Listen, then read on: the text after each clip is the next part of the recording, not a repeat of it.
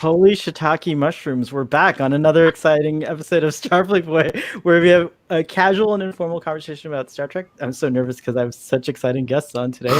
Today I'm joined by our usual Trek on the Tube, Dr. Trek, Larry Nemeczek himself, and the real Ket Walski. Hello and welcome. Oh my goodness.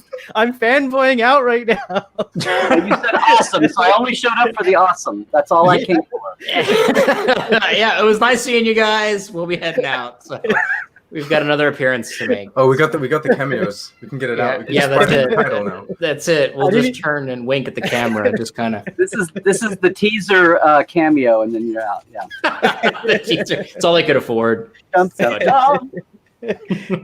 Thank you, audience, for patiently 10 minutes. There's 5 people watching, guys, so we already have an audience. It's so exciting, and there's a lot of stuff going on in the chat. So we're here to talk about Lower Decks Episode 3, Temporal Edict, which I thought it was gonna be about something totally different when I saw the title, but I still yeah.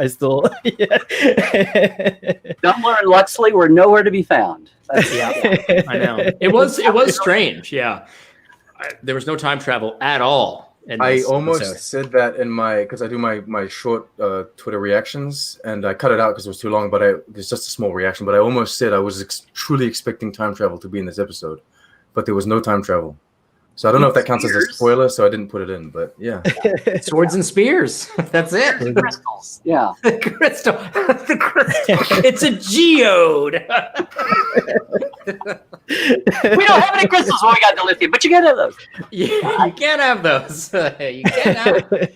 Okay, so are we talking yet? What are we? Yeah, we're live. We're talking. So typically we give a short summary on Starfleet Boy, but I'm never able to do them in a short period of time.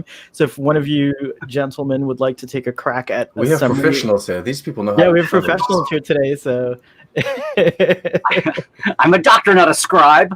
No, right. Somebody else can handle synopses. Are like my most hated thing of all to do. And then at one point, I had an editor that thought people only bought nonfiction books for the synopsis, which I thought was insane. But anyway, that's a long story. I want to know more about that. What's going on there? Like, I thought people were getting this for the bot. You can get a friggin' synopsis anywhere, much less watch it yourself. Why do you? That's true. All right, we're just going to go into the discussion then. So what did you guys think? Well, Nick has some hot takes here. Yeah, it's a super hot take. You guys are probably not going to expect me to say this at all. But I actually think that this is probably my new favorite episode. Episode 2, it's like neck and neck for episode 2. I thought episode 2 was really good. This one I liked just because I actually felt like I laughed more in this episode than I did in any of the other ones. And it being a comedy show, this one kind of edged up into that higher slot. But episode 2, I think, had a little bit more going on with the dynamics of the characters. This one had kind of just a dynamic of Mariner and Rutherford, and I got to learn all these names now. But yeah, I mean, it was a little bit less of character stuff kind of going on, but overall I laughed a lot more in this episode, and I loved all the weird crystal puns and all the references to the crystals and stuff. Like I thought it was really funny. So that's how I felt about it. That's how I felt about it. And I love that little stinger thing at the end where we go back or we go forward in time, super far into the future. I loved that. And a little Miles O'Brien reference there. I thought that was great. There you go. There's your legacy character right there. He wasn't lying. That's true. We actually got to see what like the legacy characters might look like animated. We got a little preview with Miles because he was, like his statue. Yeah, it was very cool. That's true. They really slimmed him down. 12-year-old Miles. Yeah, exactly. Yeah, they really they did Cole Meany quite the service there with that animation. The plaque actually said Lieutenant No Name because it was from early second season. So there you go. Wrong rank, no name. Yeah. Now he's the most important member of Starfleet ever. I love it. I like what I like is that you had like it's been 3 episodes and you're like ranking them. Like to say, oh, it's my first, I like this one better than last one, I just want to go, it's only 3. It's like, I don't want to waste the time to, I don't know, I feel like a little baby playing with blocks, you know, like, okay, now you can have 4 blocks to play with. Okay, I'll build this tower. And now you it's funny you say that, because I did mention that to someone that I was talking to earlier today, whose name shall remain nameless. And I said, you know, I feel like now every episode that comes out each week is probably going to become my new favorite episode. It's probably just going to keep building on that every week. And then eventually I'll have to actually define what my favorite episode is, in which case I'll say that I'll do that in a video and then just never come back to it. And it's just the hype syndrome. Every time the episode comes out, you're hyped for that specific episode. You're like, oh, I love this one because these jokes are new. I don't know. I liked it. I don't know. I caught myself laughing out loud at least twice, and I know I have before, but there were 2, like, and not like belly laughs, but like like a Chris Matthews laugh. One of them was and I couldn't remember the first one. It's something on the bridge, but the second one was when he said, "Oh no, it's a plaque," and it was a perfect Okudagram era, you know, next gen plaque. Only Boimler effect is the shipment, and I was like, "Can you, Mike?" It's like you're just like angling out here, you're just like rubbing it in our face. Ooh, that was not good. That's not good. That's angling out in our face. But you know what I mean? It's like you're just doing this, knowing that 95% of the people won't get it, and they're just It's like really a plaque. I laughed when it was in a plaque form. Yeah, that was great. Okay. I didn't expect that. I really didn't expect that at all. Which is funny because, you know, being in the service, like I get awards like that, like for different things all the time. And I mean, they give them out to everybody that are kind of like that. But the idea that they give those out to Starfleet members never occurred to me at all. And then, of course, it's in that traditional plaque-looking style. I was like, that is such a great, like, what is he supposed to do with it? Dedication plaque. Yeah. Oh, right. Evolve next generation, but yeah. No, but what I will say, Picard has a room full of plaques, right? Yeah. He's got that room that we saw in Picard, but he's also got just like another room just full of plaques, just all of these plaques lying around. That's true. He just has like a big stack of plaques in the corner. It's just a plaque stack. Yeah. It's the plaque stack. There it is. Yeah. We didn't see that. That was that was behind the scenes photos. That's a season 2 reveal. Father of Tech Trek is watching, and he says he's on his buffer time, so he's at work, but he's watching on his buffer time. That's it. Buffer time is what my old iMac takes up every time I wait for a new file to open. That's called buffer time. It takes a break. Yeah, it takes a break. It's like I love that at some point Scotty must have revealed his secret to. See, that's okay. So yes, I was watching this. I'm going buffer time, schmuffer time. This is the Scotty rule, you know. And so Geordi grew up as a Boimler, where he's like, I can't exaggerate the First, they call it buffer time because you were stuck in the transporter buffer too. That's yeah. I didn't even think about that. Yes, Scotty wins the award for buffer time. That's true. He is the buffer time. That's true. Yeah. That's like the most buffer time. It's true. Nicely done, Trek on the two. It's not me. It's all Mike. There are so many references and Easter eggs, and this episode doesn't disappoint. I really envy Sean over here, who like tries to go through every one of them in his reviews. But one that stood out to me is like later toward the end when Captain Freeman realizes I am a good captain. Behind her, it's the number 47 on the countdown, which I thought was like a really cool thing. I just caught that, but there were like tons of things like that. I mean, it was full of it. What did you guys notice? Was that a Halian at the tactical behind her when she's having her first meltdown? You know, like what's her name? With the things there. Yeah, I think so, but I've mentioned this to a couple other people where some of the background characters, it's hard to really pinpoint it down because they play up that blurring effect a lot with this, so you can focus on the specific person talking. To me, it's more like the dumbed down animation. I don't mean that disrespectfully. I mean the style of the animation is so simple. It's like going down to 8-bit characters. It is a very detail. Well, okay. Here's what I'm screaming. I need to ask Mike this somewhere. What is the blue skin? Thank you. What is the blue-skinned? They're not Bolians, they're not Andorians, obviously, and they're not Benzites. What's the blue-skinned that they have the little like droopy pointed ears, and they have like they have like the little things right here? Yeah, and they're all over the place. They're like a major race, major species. They're on the bridge, they're randomly walking through corridors. It looked like the way I think it might be a new race, to be perfectly honest, but it kind of looked like, which is cool, yeah. It's not like a it's not like a Westmore toss in. Oh well, let's pull this together, because you see 3 or 4 of them, so there must be something's coming up. I think it looked like that guy, and I don't remember the name of the race. He was the dude that was with Wesley inside of the Starfleet Academy episodes, where he had like that weird little mouthpiece. The Benz, no, they had them. They had Benzite guy. They drew it with one was right with Tendi as she got off the shuttle in the pilot, and that's why I knew they weren't trying to be Benzites, because he was wearing a breather, and it's like, what? So now suddenly they don't have breathe, but he has droopy ears and there's like gills on the cheeks. Oh yeah, you're right. Yeah, they made a big obvious case of it being so. If it's a new species, that's cool. I just want to know what it is.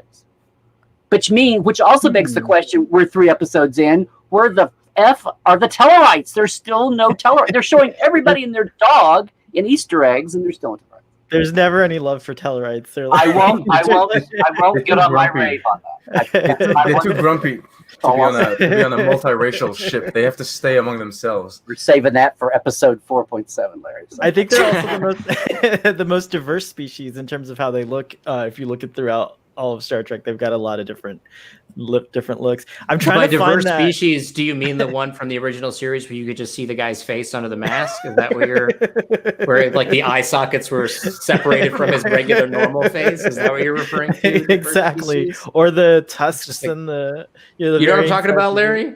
Say again. What now? Where like in the original series with the Tellarites, when they just had the mask on, but it wasn't attached to the actor's eyes. So it was like sunken in, and you could just see like this guy like looking behind. Are you talking about Gaff and Journey to Babel? Yes, I am. Well, they didn't do an eye; it was sunken eye, but they had the whole nose and the head. The nose was there. The nose was there, yeah, but the eyes were like, I don't know, like their nightmare fuel. Well, they were kind of sunken, but what that did was then the actors all had to do this to see out, and it totally gave it. And it wasn't a plan; it was like a happy accident, but it totally gave them the Tellarite nose in the air arrogant thing. That's very true. It was a cool creation from the limitations of the prosthetic and the makeup and all that they put them on. Don't get all overly analytical on me. Oh, sorry, doctor. Sorry, doctor.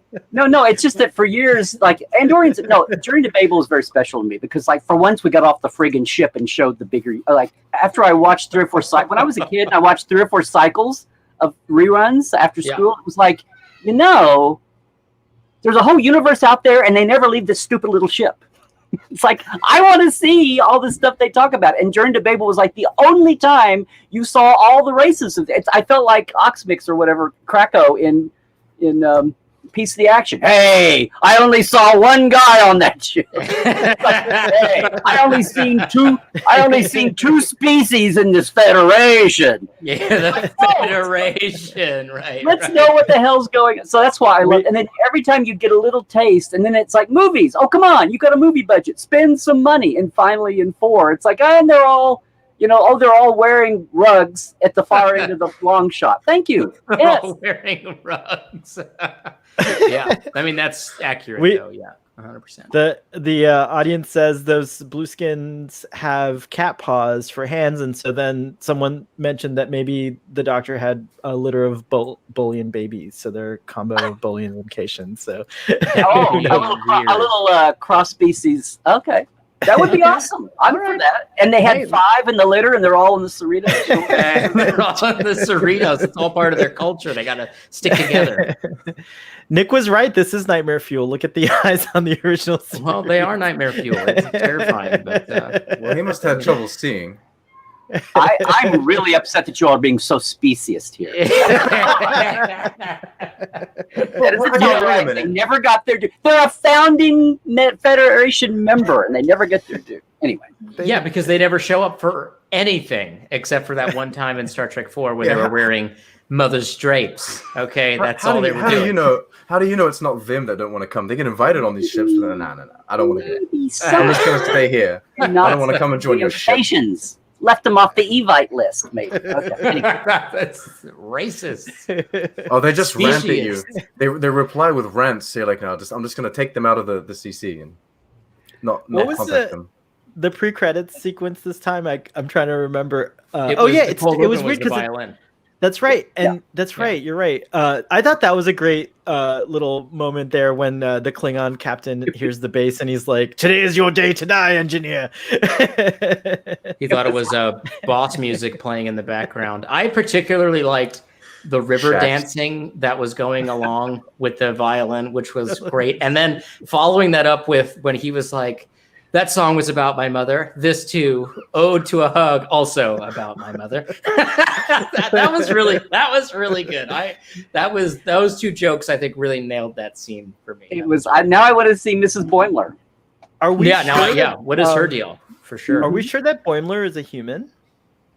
Or does he just think of himself as above humans? Because later on, when he's talking to Captain Freeman, when she's having her like crisis, he's like, "But they're only human, not like me," or something. Or he says, "They're, like something like that." I don't remember exactly, but thinking he was making himself God. Who knows? Who knows? I don't think that's the case. I think he was just. I wonder if he's commentary on that fact of like we're all just humans, so it's all okay.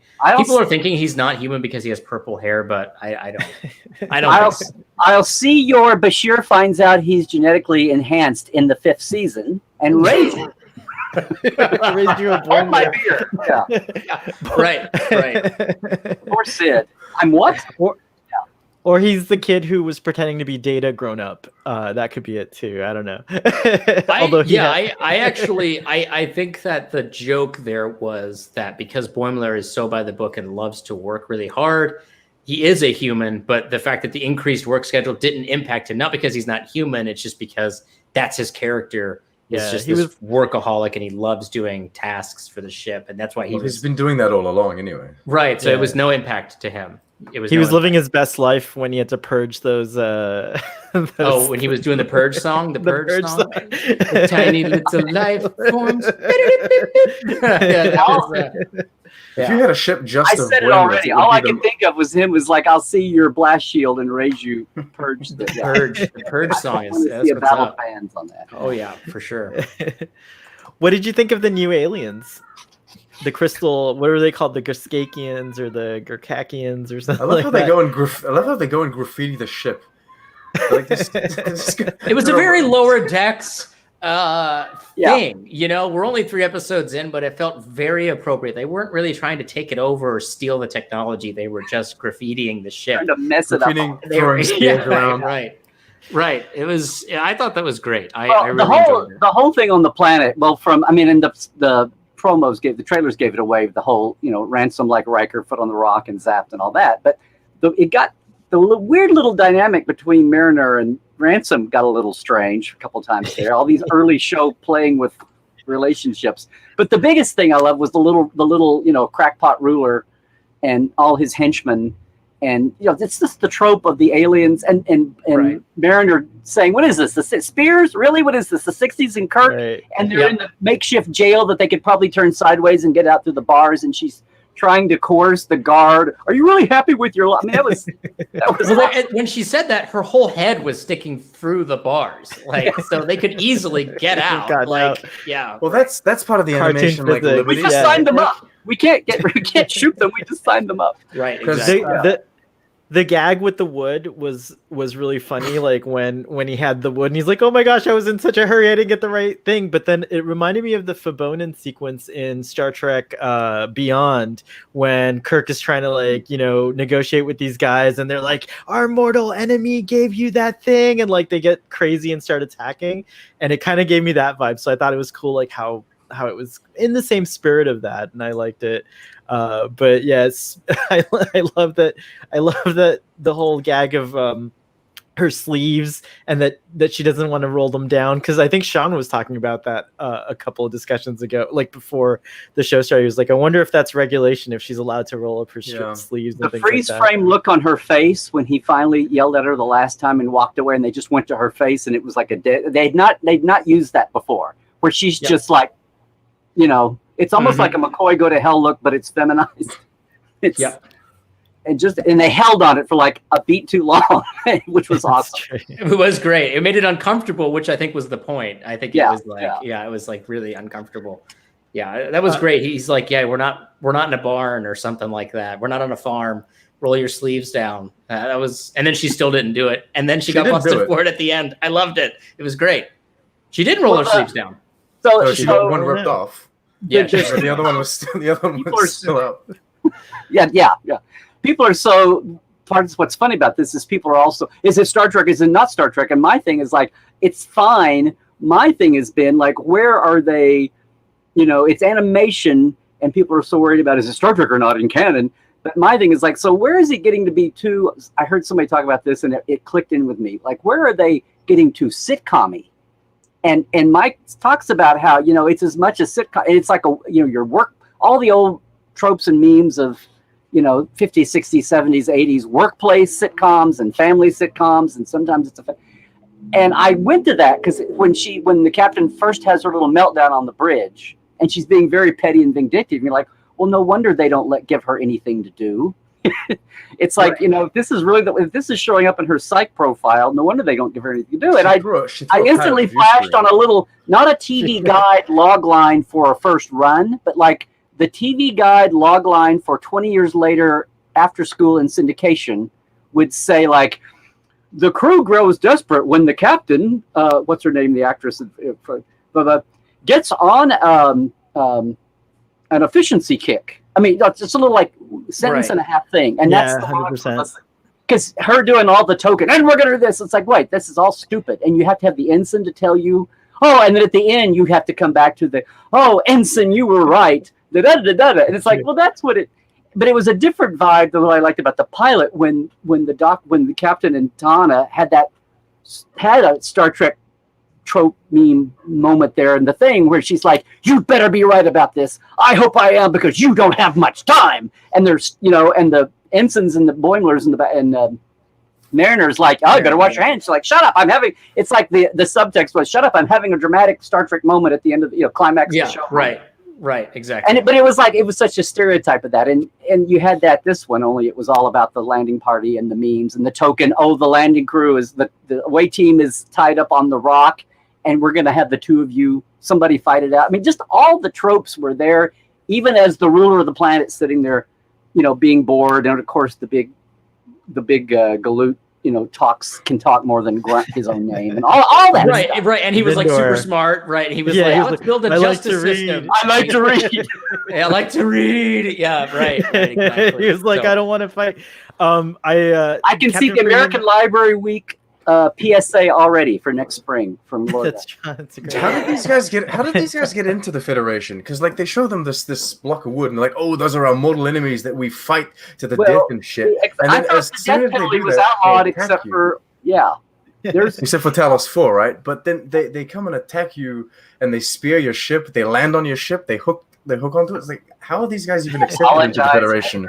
Sorry about that. No, listen, Sean. Not everyone's gonna get a rack of beads and put it on your head and talk about having a dance later. Okay, Eugene Chefor. Eugene Chefor. Yeah, Regent Cusack. Eugene Chefor. Yeah, not only exactly. That, the Andorians are pretty aggressive. That's not everyone. Yeah, Andorians are pretty aggressive, and they're like founding members. So I feel like that they fit in. They have enough technology. They have like cool crystal technology, and like. If this had been a mainly Andorian ship, they probably would have gotten beaten up. They would have just beaten up these folks. Like, what the hell are they doing with these spears? Let me hit them with my ice pick. That's probably why they don't have Andorian-focused ships. Was the first. It's true. I think Boimler. It was funny that Boimler's the first one who used a phaser on them. Like the rest of the crew are just trying to get their tasks done and like doing their best to avoid getting attacked. I like that he uses it to take off the graffiti. I was like, that's really neat. You can have it like a setting, which is like just a slight scrape setting. Exactly. Dawn Lewis plays the captain. By the way, Larry, you mentioned her. Thank you. I knew it was she had a very simple name. There was no reason for that. I'm sorry, guys. I haven't got all the actors. And I haven't gotten. Neither have I. Neither have I. I have IMDb pulled up right next to me, so that's like my secret. I don't have any. I have the worst memory. By the end of the season, we'll have it. But everything. Yeah, we're still working through. Long 10, 22-minute episode season. Yeah. I know. I don't know if we're ever going to get through it. To be perfectly honest. It's not just a Star Trek thing. All of my favorite sitcoms at the moment, they all have like 10-episode runs for like in their 20 minutes, right? I'm like, this is not enough. It's a sitcom. They're on networks.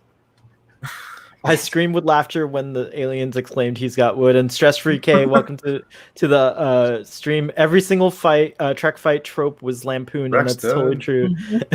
Hey, Braxton. Yeah, when he was like, I don't need the sword, all I need is my hands, and he put them together, I was like, this is it. He's doing double-handed Kirk chop. Did he say Kirk hands? Oh, he said Kirk hands. That's what I thought he said. Like Kirk Block. It was like all the Kirk. It was like Kirk Block, Kirk Perry. It was like all the Kirk. It was all Kirk. It was great. The Kirk Fu manual is now canon, right? It's the just Kirk Fu manual is absolutely canon. That must be read at Starfleet Academy for sure during a training. They're watching the tapes. They're watching the tapes of him versus the Gorn. She said last week. Mariner said the same thing. Didn't she say Kirk something? When she was fighting? There's been a Kirk reference in every episode, I think, so far, which is interesting. Yeah, as she really liked Kirk, as there should be, I guess. As there should be. Well, I mean, honestly, there's been a reference. Oh, sorry. Go ahead. What were you gonna say? No, nothing. I was just doing my Kirk. Carry on. Oh, no, I was gonna say is there's been consistent. Like the show is obviously intended to be TNG. Like that's clearly what they're doing, but. And they've, Mike McMahon's talked heavily about that, but there's been solid references to all of the shows, really. I think, except Deep Space Nine, maybe. Deep Space Nine, I feel like is probably the one that has the least amount, but we're obviously only on episode 3. They get maybe the Ferengi that you could say, like. I feel like Quimp, the Ferengi. Yeah, but this one they were going to go to Cardassia Prime. I was going to say Cardassia Prime. Oh, that's very true. Yeah, they were going to go to Cardassia. And of course, they do the classic sitcom thing of cutting off, right? When anybody's going Cardassia Prime to piece between the. And that's right. Off. Yeah, right. Yeah, well, that's old '90s sitcom where it's like, oh, we're going to vacation in Hawaii, and then there's a snowstorm, and they're stuck at home. You're like, oh, okay, so they're not going on. They can't take the plane, right? No shark to jump over. Yeah. What might the dance have been that she learned? I'd love to see what the Cardassian Cardassian dance. It's like It's like what Cardassian art did we never get a taste of before? Literature, it's a lizard thing. It's a lizard thing, surely. Yeah. It involves holding up a series of interconnected lights that you activate, and then you have to ask the audience how many lights there were at the end. That's it. That's all that they were doing. If you're bad, though, they will throw Taspar eggs at you. So if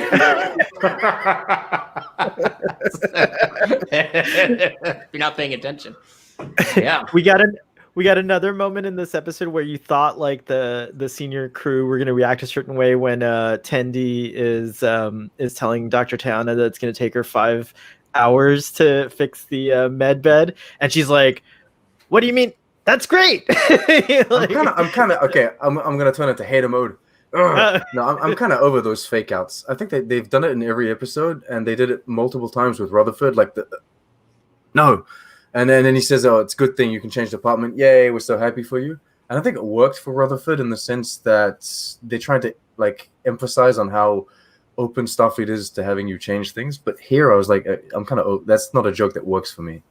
What do you mean joke? This is serious character building here. This is revealing the level of Starfleet training and empathy among senior officers post Dominion War. So, yeah. Or you're scraping the barrel to get senior officers into the command ranks or something. That's also very true. That could also be the case. Yeah, we need a chief medical officer. Who do we have? That grumpy old cat? All right, it's fine. That hisses and scratches. I loved that. That was great. That was really funny when she hissed at them and was going to attack them. That was great. We have Geek Filter. Do you guys know who this is? I do know who that is. Yes, I was going to mention that. The only other time you saw a botched first contact with Archer in the log and Portos peeing. Peeing on the peeing on the sacred tree, right? And I was actually going to look it up because they said that the artifact was from a different race. Was that the same race? No, it was their cross system. It's like Outrageous Arcana, where you have the petty little system planet. Is that all it was? I didn't know if they were doing a callback to Enterprise with that because they were like obsessed with that wood. Like, maybe it was, but I mean, as far as the dynamic goes, it was like it was a different thing. Okay, gotcha. Penny Annie, who's Penny Annie? A tradition on the show where I have to step away for a second. I'm so sorry, but make it show. And go ahead, you guys command the show. Make it show. Make it show. That is, you need a new phrase. So so here's one thing. 3 episodes in, and I realized there is at least one meme that we're going to see every episode, and it's in their little somebody asked me this for the show about like, how many bunk beds are in their room? And I'm like, they're in that's a thing. That's good. Are you talking the naked guy with the corridor? towel? It's like the bunky corridor. Yeah. Anyway, Yeah. every episode, the big hunky guy with the towel is going to walk through. There's the hot man with the towel. Hot man with towel. Yes, absolutely. That is something I'm tracking, and I'm hoping that we see it through all. But 10 that's episodes. fine. We can have a hot guy in a towel. Oh no, I'm just saying. There you go. The other thing is like there are background people.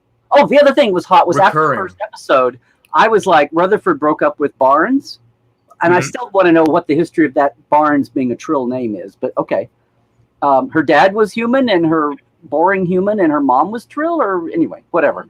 But I was please don't send her away. I loved her. Let's have her come back. And she was at the helm. Yep. In the bridge. I was like, yes, Barnes lives.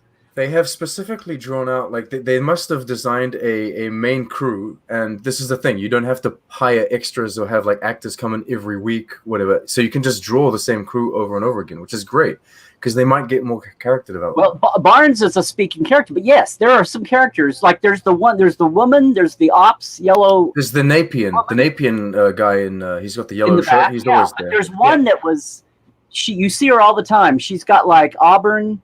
She has longer hair, and she's in an ops yellow, and like she was sitting next to Mariner on the shuttle. But she's everywhere. You see her, but there's the balding guy at the beginning when Tendi arrived, and he said, "Keep it moving." He's been in every episode. He's been running around in every episode. He's the one that did the high-fi bar talk with. Right. Yes. I need a shipwide failure or like a situational episode where Man in Towel finds himself on the bridge in his towel, right? And he's like trying to He's never at work. He's never Did you notice, this is the other thing. This may have been the thing I laughed at. No, I had to go back and rewatch this. I was madly watching to cram it in, and I made myself go back just to see. When Freeman gets on the turbo lift and Boimler's standing there and he's humming, the TMG theme. The TMG theme. Yes. Yep. Yes. Which is that was really cool. Which is I don't even know. Notes, but he does the da-da-dum. Dum. Yeah, right. Yeah. And that's the thing is like this meta. Show is getting it is I feel like it's going to get progressively more meta as we kind of go on, and probably even more so in the second season, which is fine. I'm totally fine with it, but I feel like that doing stuff like that, I feel like helps disengage this show further from it needing to be taken a little too seriously, because I still feel like people are taking the show a little too literally. Like a lot of folks had issues with what happened with the floating entity from the second episode where Mariner put it in a headlock and made it crap out a tricorder and a battery or whatever. And they're like, a Starfleet officer would never do this. And it's like, and I get that. It's not like to dismiss it being as animated, so it doesn't matter. And it's like, it's in the continuity, it's in this realm of Trek. But I mean, have you watched the original animated series? You're going to tell me that that's bothering you, but you're totally cool with Big Spock running around? Like I don't know. Don't hate on Big Spock. I'm not hating on Big Spock. I'm saying that I feel like doing stuff like that helps continue to push it further away from that reality of taking it too literally, where I feel like they're trying their best to really drive home the fact that this show is supposed to just be fun. It's supposed to just be entertaining, and you're supposed to just watch it and enjoy it, as opposed to really trying to pick everything apart. Because as we all know, we all pick apart all the episodes of Star Trek. We're going to continue to do it for forever.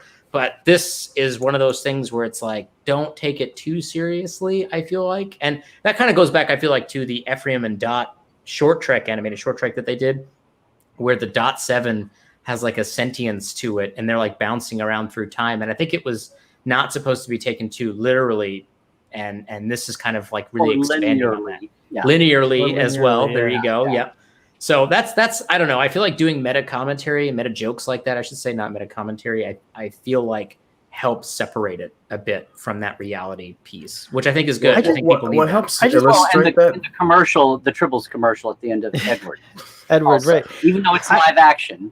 But right, exactly. Visually also is like when Boimler bangs on the bridge door, the door literally kind of like moves, and they do that it doesn't just do the sound. Like the door it's a turbo lift door, it shouldn't move, but they do that to like illustrate the movement and to illustrate the action that's going on, because it's an animated show and it's just easier. Everything's happening so fast, you need to do this kind of stuff. So it's like you need to take some elements seriously and some elements not. Also, when we do freeze frames of like these shows, like a lot of these freeze frames have like really distorted kind of arms or thing, but that's the way 2D animation works. You need to distort objects to get them to have that movement when you're animating it. So you can't take every single frame of every single prop literally here, right? Yeah. Right. So other than it's Towel like, Guy, he should be taken literally. Towel Guy should be taken he very is as he is. He's the realest guy you're ever going to meet. Okay. I think people are going to start to accept that Star Trek is allowed to break into new genres. Like this is a whole it's like Star Trek just kind of like decided, let's go into parody, and it's okay. Like not every Star Trek show has to be super serious. Like, and I love that animation is the way that they're doing it, because like I think it would have worked less. The show, I think. I think so. Yeah, I think it would have worked less if it weren't animated. I think doing it this way, it's gonna work. Like people are gonna catch on and like realize, oh yeah, this is exactly they 3D for the angsty young adulty prodigy. The young angsty young adult, the edgy, gritty prodigy show. And every episode's had like a really kind of at its heart like great like Star Trek message. Like in this one, I really tuned into Ransom and Mariner with the whole my team versus our team, and how he like, even though Ransom's this bro-y kind of guy who's just like, you know, but he's like, not that much. That's the point, isn't it? Exactly. He's not just that guy. He's not just that guy, but it was great. Like that moment when I thought he was going to let her fight and he ends up stabbing her. That's hilarious, but also very like in keeping with that idea of like the first officer, the commander, he's the one who's going to go in and, you know, like put his skin in the game to protect his crew. And I just, that to me was like gold. Like I thought like that's a great like Star Trek type message. And, you know, there's so many of them like that. And it's been done a billion times. I mean, Spock nerve pinches McCoy at the chamber, the antimatter chamber, and what is it? McCoy puts out Spock in Jim in in the black. Anyway, underlings have both ways. Upper ranks, lower ranks have put out the other one. People have jumped in what you could define as assault to be the hero if they thought that was, you know, if it's going to carry the day. Well, it's not even in this case. It was literally assault where he stabs her in the foot, and he thought he was going to get, you know, shipped off to some research asteroid. You know, I do want to point out she had no scars in episode 1. They just added all that shit. Were you close enough to see? Yeah, like they were on a branch.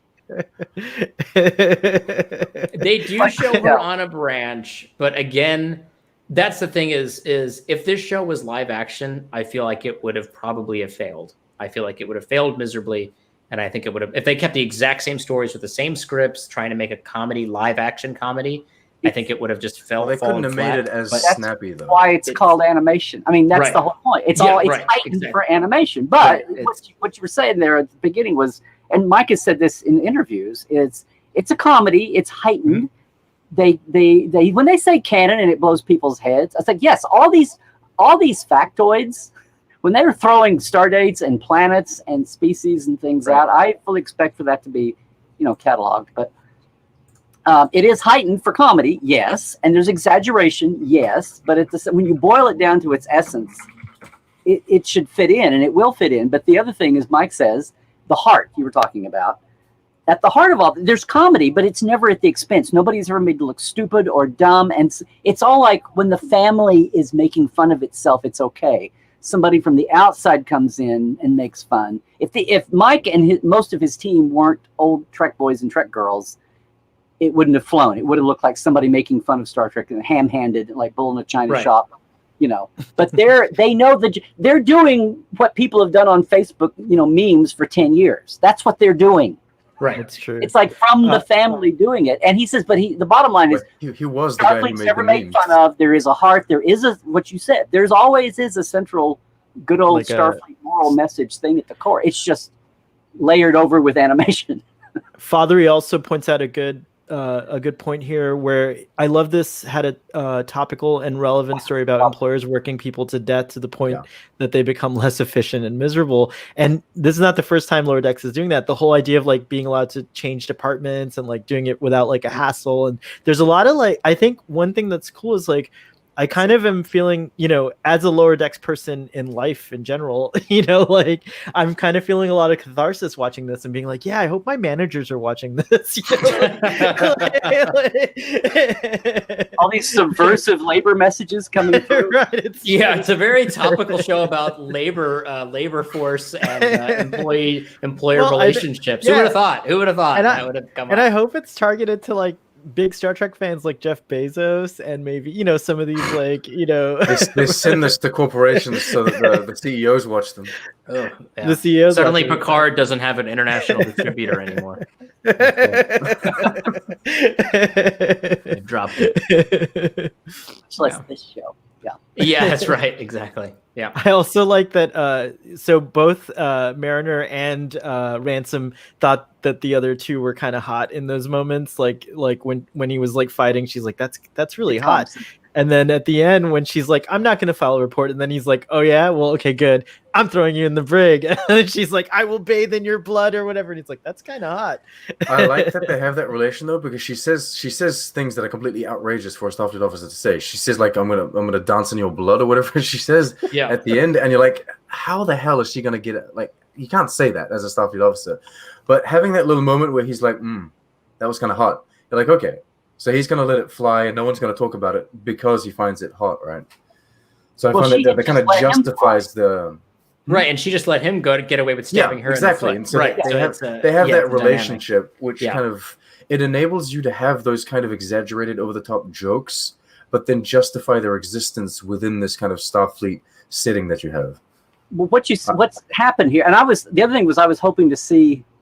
I want to see more. I want to see an episode totally around Shax, the big security. I love him so much. A little bit more. Captain says he made too much noise. Please let me target the warp core. Yeah, exactly. But yeah, get beyond but all the characters, aside from Mariner and Boimler a little bit, but all the characters. And I was worried about the captain. Like I said, it felt very sitcom logliney today. When the captain goes on a high efficiency kick, I could just see the logline. But all the characters, if nothing else, they're all there, and you're getting texture, so they're not just one notes, even for animation. But even then, they're still heightened a little bit. The only one that people, now that we're used to the style and the tone and the mood and the pace and all that, Mariner is really the only one that's just bouncing off the walls, and you go, how did she ever make it in Starfleet? Well, she made it in Starfleet. She's got a captain mom and an admiral dad, and she's been around the bend a couple of times, paid for it, and that's just her. She's not representative of all of Starfleet. Just like Picard had one or two characters that weren't representative of. People were like drawing these broad conclusions about all of Starfleet out of one or two personal relationships. And really, Ro Laren's a great example of someone who wasn't she was a square peg in a round hole, or what? Yeah, exactly. I mean, she wasn't comedic. Obviously, Ro Laren was the opposite of comedy. She never laughed at all, I don't think. Yeah. But she... Oh, and I don't know, Tom Paris? Tom Paris. Right. Oh, yeah, Tom Paris is great. Even there's that guy from Good Ship on Voyager. Yeah. There's that guy from Good Ship on Voyager that he's just content, kind of like pondering the great questions of the galaxy, and he doesn't want to do anything. He's more played for comedy than a Ro Laren, and he's one of the lower deckers that just doesn't want to he doesn't want to do anything. The lowest deck. He's the lowest deck. He's like in the tubes. Well, we even saw a variation of that in, I think it was Tapestry, where Picard didn't get stabbed by Nausicaans playing Damjat Human, and he was just this guy who just, he was a science officer who was just sitting around studying his bips and bobs, and Riker basically handed his ass to him. He was like, you're pathetic. Like, you don't want to do anything. You got no drive. You have no initiative. You just want to sit in your laboratory and run your very meticulous experiments and do nothing else. And that's another really good example. It's not comedic. And you want to complain? You could be on the Cerritos, but no, at least you're on the Enterprise. You're on the friggin' Enterprise. Yeah, right. Yeah, right. Yeah. Which she said today. They made an Enterprise reference today. So They did. The Enterprise is still flying in 2280 or 2380. We got in the comments. PJ's here. Welcome, Boatwreck, and he says Mariner is secretly 44 years old. I'm secretly 42. People can't believe I'm 42 apparently, but today maybe with the beard you can fathom it. Geek Filter says I'd love to see Shax and Boimler stuck on a covert ops mission together. And Father says that Mariner and Ransom have Ro and Riker energy. I agree with that too. Yes, I would agree with that. There was a really great Shax moment when they were attacking the bridge and he grabs his spear with his mouth. I don't know if you guys saw that in the background, but he grabbed it with his mouth to pull it away. So good. Just the fact that he so good. There's a moment every episode where he's holding a door back against invading people. Every episode, he hates a door. How about when he breaks the fiddle? Just like it's like he thinks just like breaks everything about that was so perfect. The fact that he screams at Boimler, "You're too loud," and then the Boimler reaction, like, "Oh, I'm sorry." I'm so sorry. He's immediately just. This is also about my mother. It's so good. It's so good. The scene at the end at this future school, like that reminded me of like Hoshi's class, right? Like, was it Hoshi who was the teacher in Enterprise? Reminded me a lot of Brazil with her class. Yeah, outdoors. Right, exactly. It was a total call to the Hoshi with the baby Borg drone. With the baby Borg drone and the baby Ferengi sitting there, and that made me wonder. By the way, if and a baby Tellarites. And no baby Tellarites. Maybe they're too hard to draw. All that hair. Maybe they're trying to figure out how to draw. All that budget. Would they be Cation kittens? Wouldn't they be Cation kittens or something like that? I don't know. But a litter of them. I guess. I wonder, like more and more now after seeing like little baby Borg, the Borg might be in season 3 of Discovery. The baby Borg. I don't think you should take that seriously. No. Don't take it. What we were just talking about. What were we just talking about, man? Don't take it too seriously. You're saying baby Borg. That could have just been a baby with an enhanced eye like Rutherford has. That's true. That's right. Well, let's also not forget that in TNG, Riker opens up a desk drawer and there's just a little baby Borg sitting in there, but then they retcon that, but we don't have to get into all that. But that's also something that they used to do. Voyager has a baby Borg that was never talked about after it came aboard. Yes, exactly. Correct. With the Groundlings. Yeah. Yes. Yep. So it's definitely in there. Don't take it too seriously. Don't think about it more than they must have dropped the baby Borg off when they dropped off the first. They drop off the twins or they drop off this girl or whatever, and they must have dropped the baby Borg off at the same time. Do you want a bonus baby? Yeah, right. Yeah. You want a baby with a sweet robot eye? He's like Brad Pitt in friggin' what's it? Snatch. Click the baby Borg to sleep and let it sit there for a year and a half. That's it. It's just been snoozed. Yeah. Literally, it slept. Yeah, literally. Destro got a LOL. Nice. It was. It was a destroyer. He like opens it up and it's just sitting in there in this little. And he's like, the Borg must biologically create new offspring and then add attachments. And then somebody later, like a year later, they were like, I don't even know what you're talking about, dude. We're not even going to. In Discovery Season 3, there will be more Cations in the Borg. There has to be just Cations, because if they have litters, then they're going to have so many more kids than any other Federation species, right? It's going to be overrun with Cations everywhere eventually. I'm down to see a live action Cation running around. Yeah, I'm down for that. I think that would be a weird. There were live action Cations in the Star Trek 4. There was, but he was like in the back. We didn't even see his creepy little Cation. He was full Lion King. He was also Persian. No, he was like a Persian Cation. Yeah, I want to see like just like a tabby. I want to see a tabby Cation running around with his little creepy little hands, clawing at the panels. I want to see him up on their hooves. The doctor here is just on flat boot, right? Yeah. She doesn't have like Maress hooves. Exactly. No. We're coming to the end of the hour mark here, so I was wondering if you guys had any more thoughts, like do some closing thoughts, and then we got to give a rating to this episode. So whoever wants to go first can go first on that one. Larry, Larry. Yeah, the basic thing about all of these, there's once or twice there'll be something I'll kind of go, and then my mind will like race to just smooth it over and go on. But basically, these are meant to feel good and laugh at, if not laugh out loud, and feel good.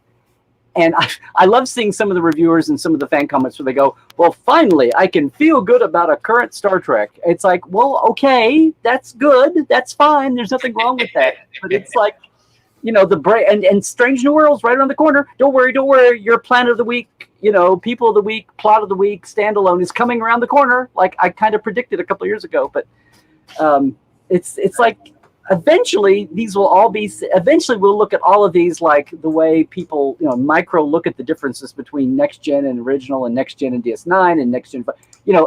Eventually we'll have the distance where some people it'll all blend together, and people are like, what? They could see differences in all of these. I think. But basically, right now, if it just gives you, especially this year, what great timing! 2020, we get an animated, funny Star Trek. The profits are with us. Kalis is with us. I mean, you got an amen from Triangulum Studios, Larry. So very well put. And I'll go next and piggyback off of you and just say that, like, for me, that's exactly it. I think like just having a laugh. I watch them in the morning, and like starting my day on Thursdays with that like little laugh in the morning is just has been really great. And I think it's also helping to teach me personally about like not to take this whole concept of canon and continuity too seriously. Like I'm enjoying, like, they're giving us these like wonderful little nuggets of like information about the world and building the world, and like giving us a glimpse into post Nemesis life. But then there's all this like zany cartoon or animation, physics and things like that, and you can't take it. You're not allowed to take that seriously. So you have to kind of like take it with a grain of salt or whatever. And so I think it's kind of training me as a start. I used to be like one of these like really continuity, but like I'm starting to care less about it. I care more about the story. I've always cared more about the story. So nothing I said meant to take away from that. I meant to say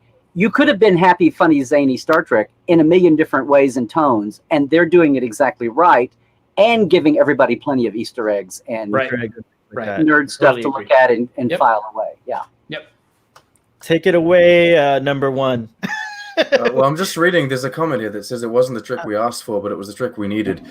Starfleet Boy here knows that I've been asking for this specific trick for years now. That's Aaron. Yeah, that's Geek Filter. Yeah. Okay. Easy, Larry. Come on. Alter ego reveal. Jeez Louise.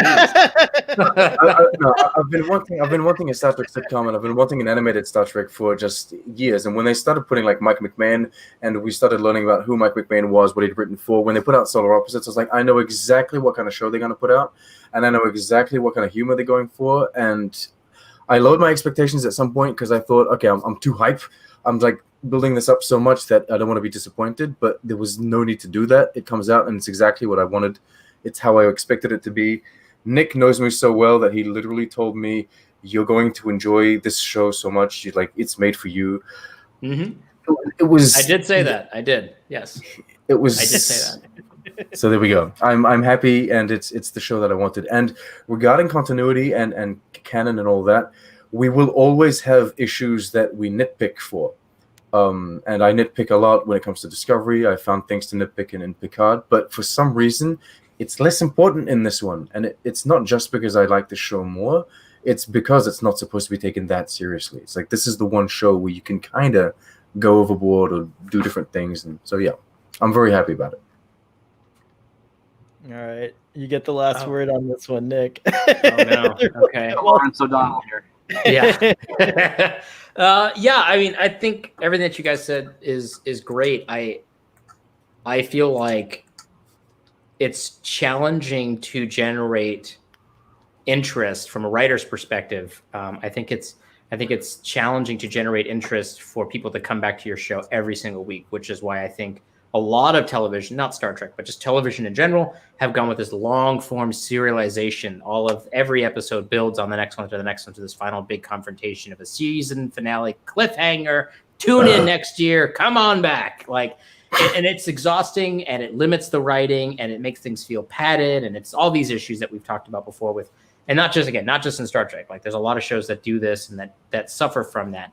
And what they're doing here in Lower Decks is they've created a show that doesn't have any of those elements to it, but makes me look forward to every episode. And I feel like this is going to be the show that when it goes off the air in 7 more weeks, I am going to miss this one more than I have probably the other shows, where I'm interested to see what's going on with Discovery. Obviously, where the future is all sorts of weird stuff. Picard, of course, I want to see more adventures of Jean-Luc Picard. Just as a fan of Jean-Luc Picard, I want to see more of that. But this one I feel like is going to be that show that when it goes off the air, I'm going to feel like I'm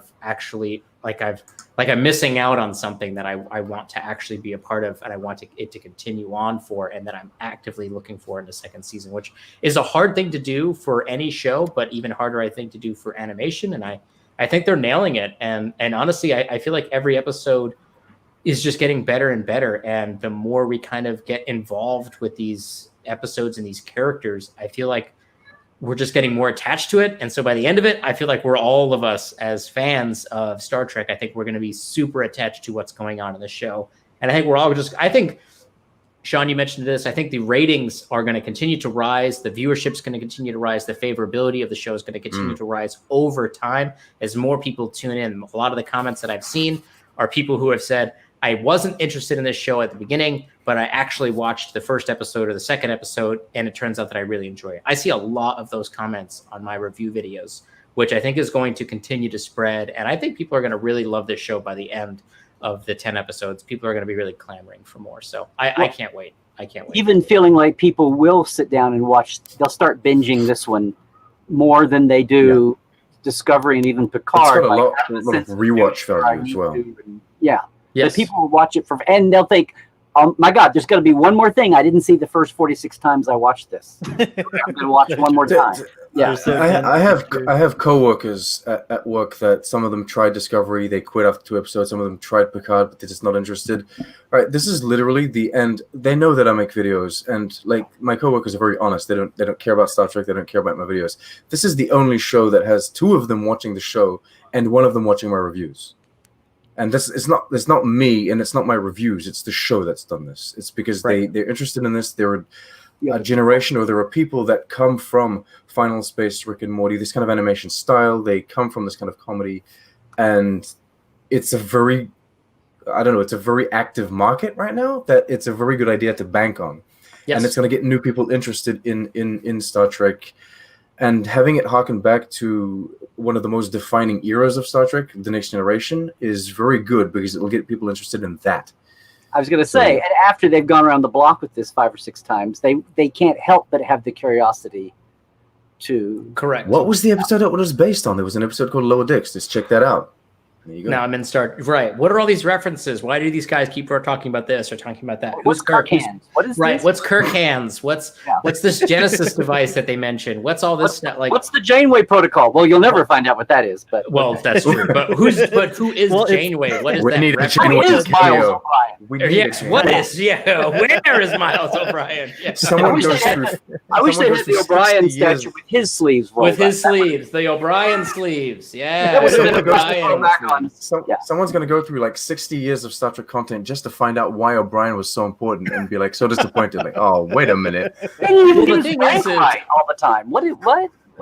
Well, yeah, that's true. So the thing is with the O'Brien thing, I know we're wrapping up here, but with the O'Brien thing is somebody else had noticed this before, but they believed it was a callback to the O'Brien at Work webcomic. Yeah. I don't know if you guys are familiar with that, but I believe that is a deep cut. That's a deep cut. Oh, that's not even Star Trek canon. That's something else entirely. That's literal meme. They reference too much Star Trek now. They have to reference like Star Trek memes now. Now it's a literal meme in the show.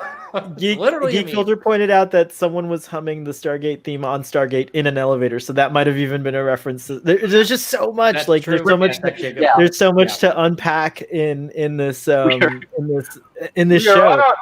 Captain's Log, we're on our way to Beta Meta 4, and guys, it's a tradition on our show to rate, but you don't have to give serious ratings. Now, I've rated the last 2 episodes 10s. I rated the first one 10. I like the second one better, and I like this one the best so far. So this one gets a 10.3 because I can't rate it lower. Wow, yeah. No one would have guessed that. Yeah, exactly. So now that we got that out of the way, if you guys want to give 11, huh? Okay. Not yet. Maybe the season. They said episode 8. Yeah. So give yourself a cushion to go to. You gotta grow. You gotta grow into it. Yeah. There's 3 of us telling you this now. He did the same thing with Picard. He just went in straight 10s. Everything was a 10. I never give away 10s. So yeah. See, I'm the same thing. I give a 9.5 maybe one day. I'm like, Maybe my journey on. my journey on Starfleet Boy is to give more realistic ratings, but right now I'm not I there. I think I gave the Pegasus. The Pegasus got a 10, but it's because he influenced me into it. He pushed you into it because the Pegasus inspired the finale of Enterprise. Is that why you? That's right. That's why it gets an 11. Larry, don't bring that up. Don't bring it up. Okay. We must face our past. We've got to. I will fight you on that. Honest about it. I like the Enterprise finale. I will fight you on that. Nice. I got my Kirk hands. I got my Kirk hands ready to go. The finale was such a return to Rick. Okay. Suddenly, all kinds of aliens with no names and no species that we've never seen before. Oh, look. Okay. They're here for we didn't even talk about the purple aliens. What's your rating, Trek on the Tube? I give it a 7. I knew you were a very good rating. It's a very good rating. It's my least favorite of the 3. If we really have to rank these 3, it's my least favorite of the 3. But and I couldn't really tell you why. It's just. But again, we do these rating things. We give them numbers. We rank them between each other. But as all of us are saying, I'm so excited to come home from work and be able to watch Lower Decks. It's not like, oh, I got another episode of Picard to watch. Let's see what they do, and then I might make a video about it. No, this is like, oh my god, I've got this new show, and it's so cool, and it just so happens to be Star Trek as well. So yeah, I'm hype. Nick, you get to go next, and we'll do Larry last on the ratings. I know your ratings are going to be funny. I can't wait to see. No, I don't have any funny ratings. I don't.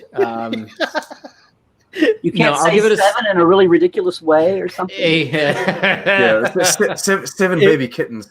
If you go deep into our TNG discussions, occasionally you'll see Ketwalski on there, and we've had things like Spock's beard and things like that. Yeah, I gave this one 15 Spock's beards out of 30. No, I'll give this one a real rating, which is I'm going to give it a 9.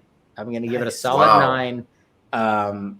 I felt like there were a couple of some of the dynamics between Rutherford and Mariner, that conversation in the jail cell, I felt was a little bit, could have used a little bit of tweaking, I think, to kind of really, iron that out. I felt like they played up the dynamic between him and her a little bit, just a little bit too much, where it almost seemed like he was going to let her go out there and fight the beast. And I felt like it was just a little too far. Just a little tad bit too far. Just a little bit. But that's like you said, Sean, like the bar for this show is unrelated to the bars for any of the other shows. This is at a different level, and I'm rating it in comparison to these other shows that are really well done. Like they're lean, mean, edited episodes. They have a lot of focus on what's going on, which is really hard for a comedy show. It's very zeroized in on these stories. So the bar's in a different place. And so this one is a 9 for me. That's how I feel. Visually stunning. I can't get over how good this looks. I have never seen I watch a lot of 2D animated shows. None of them look like this good.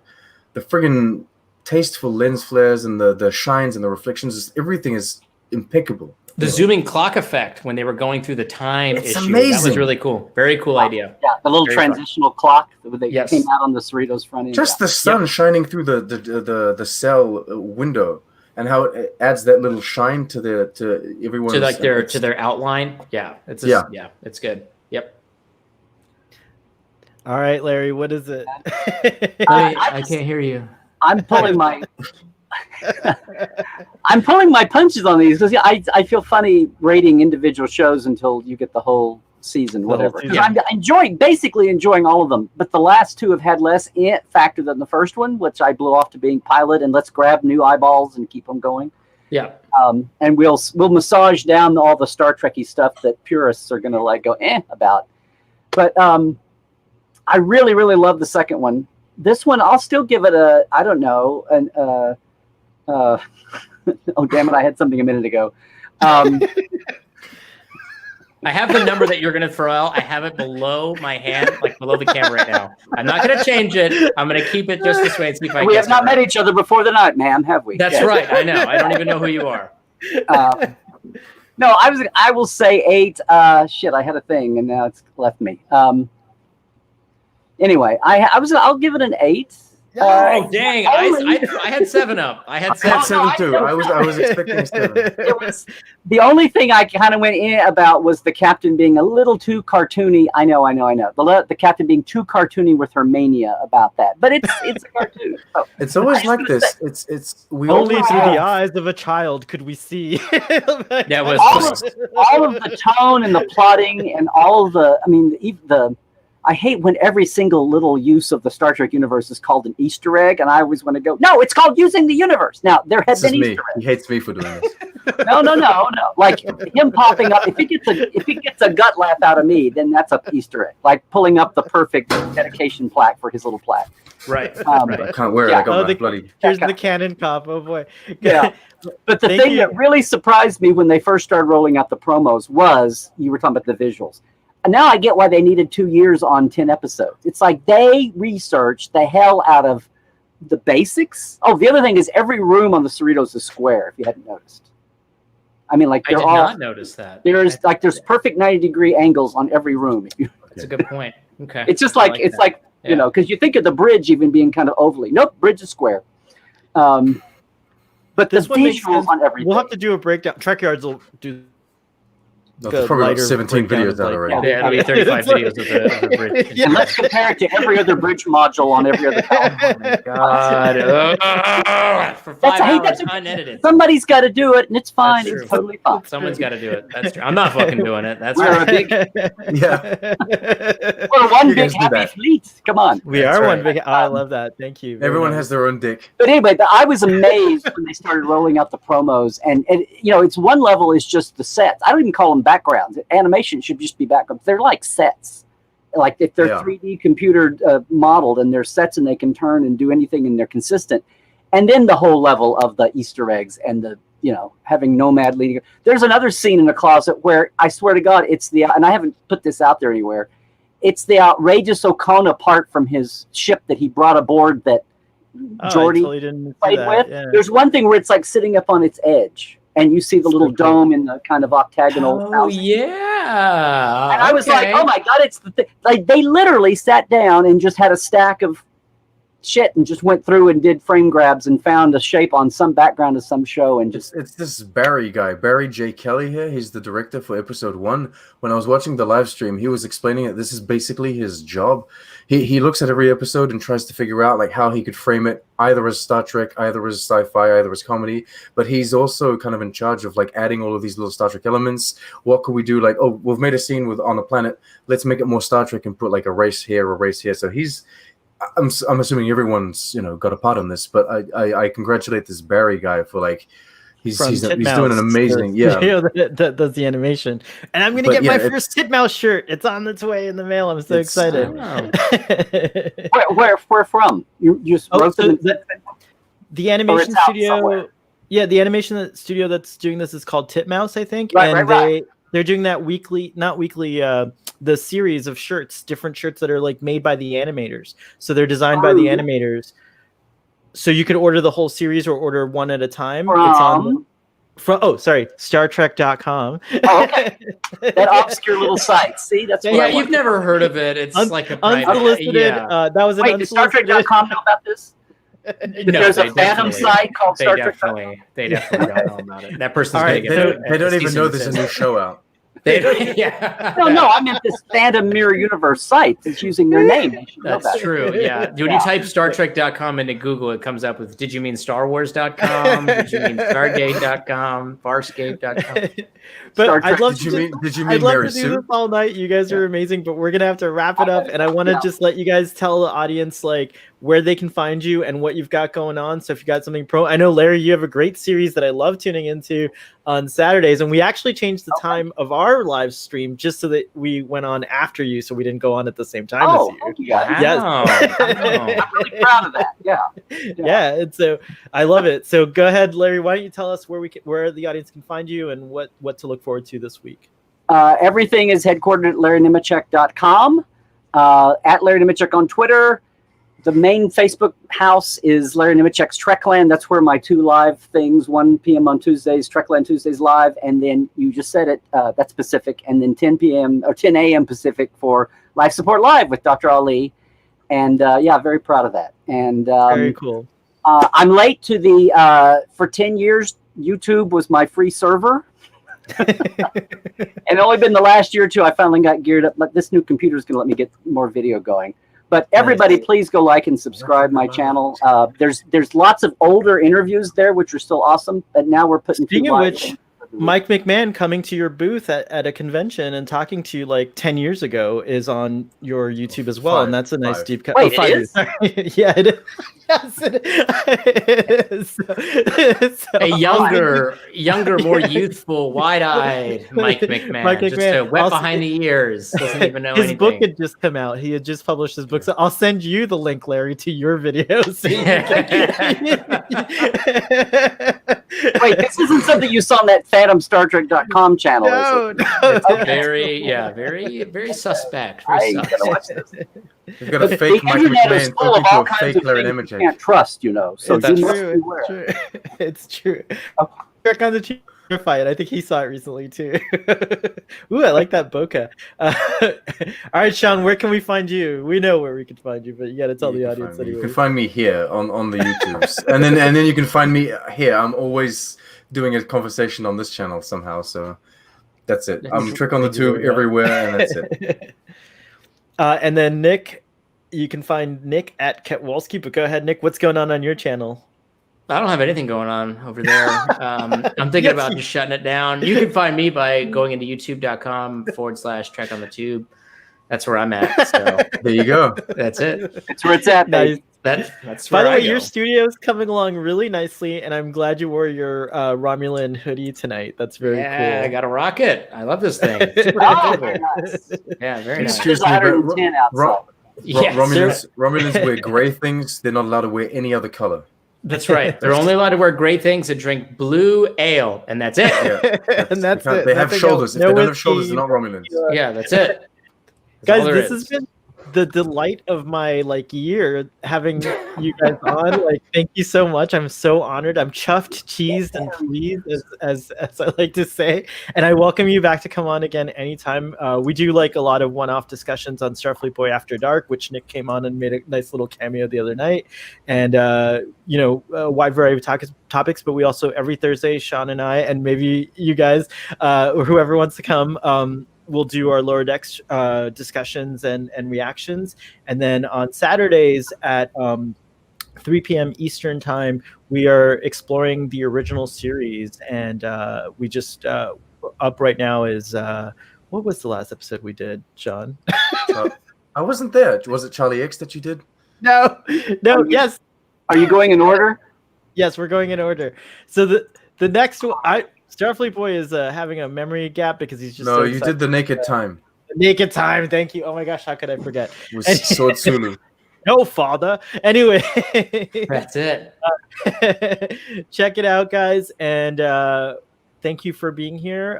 It was lovely having all of you. Live long and prosper, and we'll see you next time.